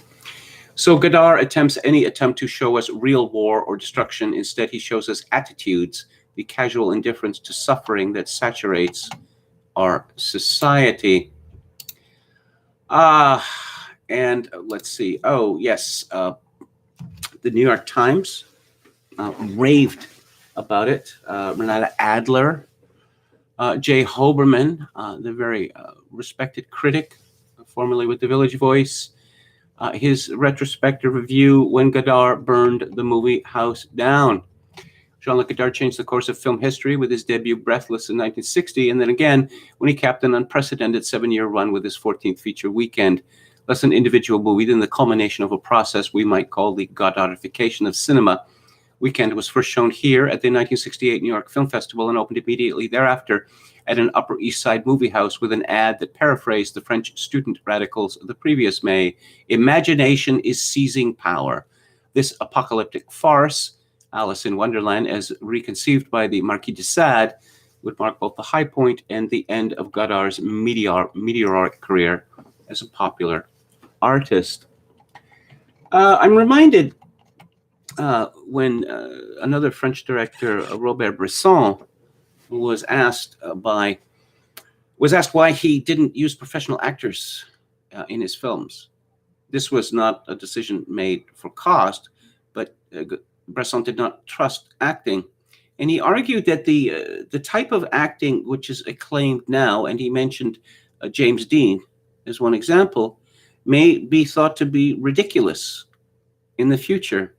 And, Bresson makes a very good point there because we see James Dean today, and a great many of us think of his performances as ridiculously mannered, affected, absurd even. And I mention that because, again, I suppose at the time that Godard made Weekend, a great many people thought that this was a terribly great movie, an important movie, because it spoke to the zeitgeist, and it did. No question about that, at least amongst intellectuals. But the zeitgeist has a way of changing. And I don't know that many people would watch this film, Weekend, for enjoyment. It has a great deal of anthropological value. Some of the technical innovations, the return to intertitles, I greatly enjoyed. The photography is really outstanding, and so is its use of music. But there is a curious scene where we've abandoned all reality by this point. So in some country village, the couple see a man playing a Mozart piano sonata, number 18, as it turns out, at a Bechstein grand piano. Yeah, there's some in-film advertising there. And the pianist starts talking about Mozart and how Mozartian melody, everything that flowed from Mozart, had been abandoned in recent years, and this was the greatest crime in the history of art. And I don't know whether Godard was being, ironic or not. Godard, he's still alive. He's 90 years old. He loves Mozart. But, you could say a very similar thing about Weekend itself, that the grammar of film, which had been built up over a period of about 50 years, Now, the serialists, they said that conventional music, conventional tonality is exhausted. And here, after only 50 years or so, Godard is saying that the grammar and the vocabulary of filmmaking is exhausted, and here is my farewell to it. Rather grand statement, I must say. So those are my thoughts on Weekend by Jean-Luc Godard. Let's see. Jay Spica says Godard was too smart and sophisticated for revolution, but he repressed that side of him as bourgeois and uncommitted. He tried to be purist, but was too cerebral, so he thought to be stupidly smart. Some revolutionary film can be interesting, especially for students of propaganda.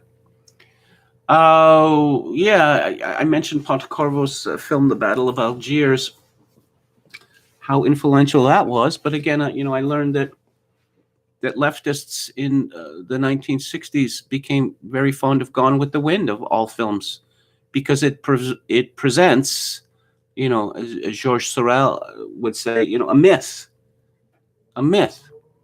that the South was defeated decisively in 1865.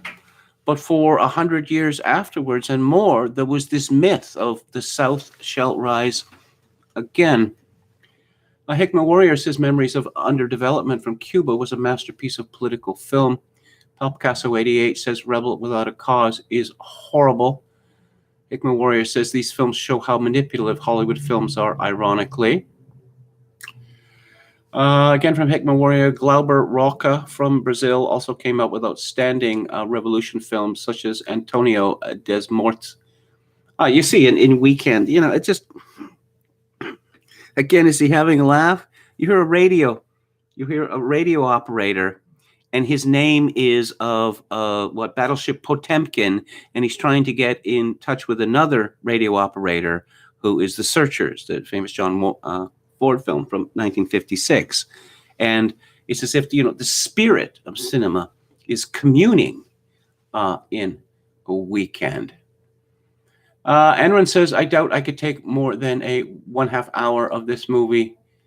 Again, Jay Spica, Weekend, humorless Woodstocker, Gimme Shelter without the music. Well, I would have to say that the film that Godard made about the Rolling Stones, well, kind of, sort of about the Rolling Stones, it lacks entirely all of, say, the visual flair, of which there is a lot in Weekend. Again, from Jay Spica, Weekend isn't as totally humorless as Punishment Park by Peter Watkins. R.I.P. Jessica Walters says Glib Medley, the matriarch in Arrested Development, and Clint Eastwood's Stalker in Play Misty for Me. Again, from the same source, Spica, Pauline Kael loved Weekend as a satire. She totally missed it. Godard wasn't kidding around like Kubrick with Strangelove. He was calling for total violence. It's hard to come to a conclusion other than that, but I mean, Godard had been taken in by Maoism.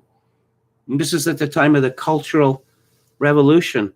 Well, I guess, if you're interested in savagery, the Cultural Revolution would be pretty much its apogee. Yeah. Okay. So what are we talking about next week? A very different kind of film, although it is a French film, and it's made by a man who collaborated several times early in his career with Godard. That would be Eric Romer. And the film from 1978 is about the Arthurian legend, and it is called Percival le Gallois. And April the 8th, I'll be talking about Andrew Patterson's film from 2019, The Vast of Night. The book club is tomorrow, and I will be talking about a recent book called The Coming of Neo-Feudalism by Joel Kotkin. A week after that, for Holy Week, I'll be discussing Evelyn Waugh's biography of Monsignor Ronald Knox. And on Music Monday, next Monday, I will be discussing the rise and fall of the producer, and the week after that, the sad tale of Hugo Wolf, who is my favorite songwriter. So that's it for today. Thank you all for tuning in. I'll be back on the air tomorrow at 4 p.m. Pacific, 7 p.m. Eastern. If you like the show or any part of it, I would appreciate it greatly if you would push the like button and subscribe to my YouTube channel if you have not done so already. I want to thank you again for your reaction to my plea for funds from last Friday. It's greatly heartening, I have to say. Again, thank you. And God bless. If you would like to make a donation to this live stream, my PayPal account is attached to kevin_grace@hotmail.com. Once again, kevin_grace@hotmail.com. If you're in Canada, donations to this live stream can be made directly via Interac at kevingrace@shaw.ca. And as always, I leave you with this: in these days of social atomization and a civilizational collapse, although not quite as bad as that in Weekend, I do dearly wish that you, my dear viewers and listeners, manage to forge a genuine human connection in order to ease the burden. Good night.